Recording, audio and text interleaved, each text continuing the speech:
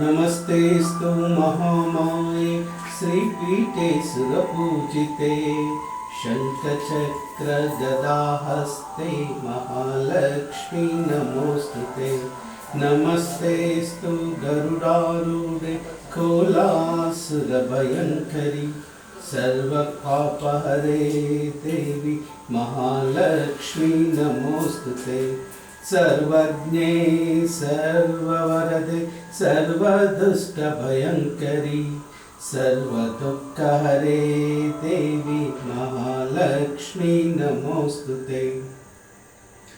सिद्धिबुद्धिप्रदे देवी भुक्तिमुक्तिप्रदायिनी मंत्रमूर्ते सदा देवी महालक्ष्मी नमोस्तुते। आद्यन्तरहिते देवी आदिशक्ति महेश्वरी योगज्ञे योगसम्भूते महालक्ष्मी नमोस्तुते।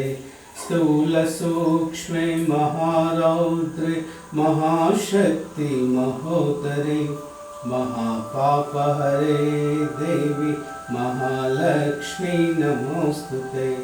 पद्मासनस्थिते देवी परब्रह्मस्वरूपिणी परमेशी जगन्मातः महालक्ष्मी नमोस्तुते। श्वेतांबरधरे देवी नानालंकारभूषिते जगत्स्थिते जगन्मातः महालक्ष्मी नमोस्तुते।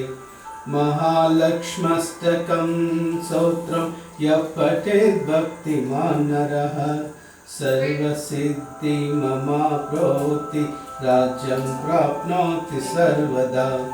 एककाले पठे नित्यं महापापविनाशनं द्विकालं यः पठे नित्यं धनधान्यसमन्वितः त्रिकालं यः पठे नित्यं महाशत्रुविनाशनं महालक्ष्मीर्भजे नित्यं प्रसन्ना वरदा शुभा प्रसन्ना वरदा शुभा प्रसन्ना वरदा शुभा।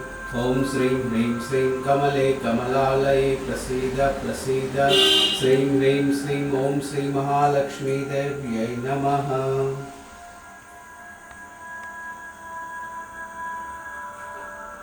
Stop, huh?